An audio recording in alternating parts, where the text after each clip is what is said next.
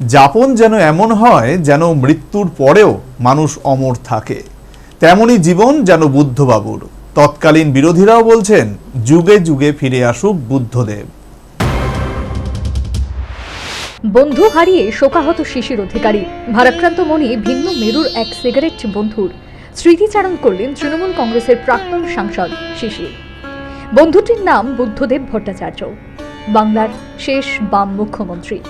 তার আমলেই শিশিরের গড় নন্দীগ্রাম উত্তপ্ত হয়েছে, যার রেশে রাইটার্স থেকে তল্পিতল্পা গুটিয়ে বেরিয়ে আসতে হয়েছে সাদা ধুতি পাঞ্জাবি পরা নিপাট ভদ্রলোকটিকে। তারপরে বুদ্ধবাবু কখনোই বিরোধীদের কণ্ঠরোধ করতে চাননি, বরং বিরোধীদের উপর কঠোর হতে দেখলে উল্টে পুলিশকেই ধমক দিতেন প্রশাসক বুদ্ধবাবু। এখনের মতো কথায় কথায় এফআইআর হতো না তাঁর আমলে, একথা অকপটে জানালেন তৎকালীন রাজনৈতিক প্রতিপক্ষ স্বয়ং শিশির অধিকারী। নন্দীগ্রাম যুদ্ধের সময় পুলিশের অফিসাররা খুব খেলাধুলা করছিল। ওনার একটা বক্তব্য আমরা এখন কথা বলি, এটা যদিও সে জায়গায় আমি ছিলাম না, যারা ছিল সেখানে তারা বলছেন যে কোনো ভদ্রলোকের পরিবার বা রাজনৈতিক যাদের কন্ট্রিবিউশন আছে সেসব পরিবারের ছেলেমেয়েরা আর পলিটিক্স করতে আসবে না। আপনারা কেন বলছেন এসব কেস করবেন? সে বুঝবে নাম কি আছে, আমার বাপ ছেলের বিরুদ্ধে কেস করবেন, এসব কেন বলছেন? চোর না ডাকাত নাকি? এই ধরনের কোনো সময় পুলিশের মিটিংয়ে রয়েছে। এখন যে কথায় কথায় এফআইআর করে দাও, মুখ করো তো মুখ করে সব শুনি মুখ্যমন্ত্রীর মুখে, সে এসব কখনো ছিল না। আর অপোজিশনের বিরুদ্ধে কেস করে তাকে শেষ করো, আমি থাকে এসবের মধ্যে উনি খুব ঘেন্না করতেন, প্রচন্ড ঘেন্না করতেন। রাজনৈতিকভাবে দুজনেই ভিন্ন মেরুর হলেও সুকটানের তলবের কাছে এসব কিছুই বাদ সাধ্য না, জানালেন বন্ধুহারা শিশির।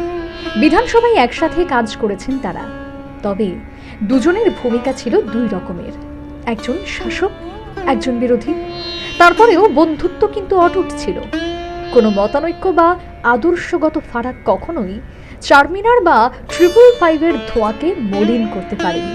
তুমুল বিতর্ক হয়েছে কখনো কখনো, আবার পরক্ষণে একে অপরকে ইশারা ছুঁড়েছেন ব্যালকনিতে যাওয়ার জন্য।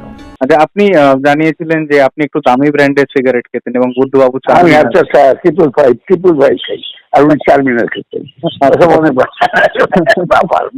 তখন তাহলে আপনার দামি ব্র্যান্ডের সিগারেটের সঙ্গে অ্যাডজাস্ট করতে সমস্যা হতো না ওনার? ওনারও হতো না, আমারও হতো না, কখনো হয়নি, কোনোদিন হয়নি। এখানে ওই প্রয়োজনটাই বড় ছিল, ওসব ভাবার চিন্তার কোনো স্কোপ ছিল না। আচ্ছা স্যার, বন্ধুকে হারিয়ে মন কতটা ভারাক্রান্ত? অনেকটা অনেকটা অনেক।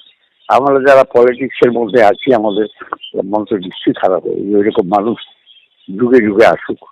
বর্তমান রাজনীতিতে প্রায়শই দমন পীড়নের অভিযোগ করেন বিরোধীরা, তবে বুদ্ধ যুগের কোনো বিরোধীর এই অভিযোগ নেই, বরং দক্ষ প্রশাসক হিসেবেই পরিচিত তিনি। তার বিরুদ্ধে অভিযোগ যেমন নেই, তেমন লোকটাও আজ আর নেই। এই সমস্ত স্মৃতি ফেলে রেখে বৃহস্পতিবার 59 পাম অ্যাভিনিউয়ের ছোট্ট 2 কামরার ফ্ল্যাটে শেষ নিঃশ্বাস ত্যাগ করেছেন তিনি। বই ঠাসা ঘর থেকে বেরিয়ে আজ শেষ যাত্রা তাঁর। তবে নেই সাদা অ্যাম্বাসেডর, স্বর্গরথে শুয়ে বুদ্ধবাবু। দুপাশে ভিড় জমিয়ে প্রচুর ব্র্যান্ড বুদ্ধর অনুগামী, সকলেই স্মৃতি মেদুর করে চলে গেলেন এনআরএস এর গবেষণা বিভাগে।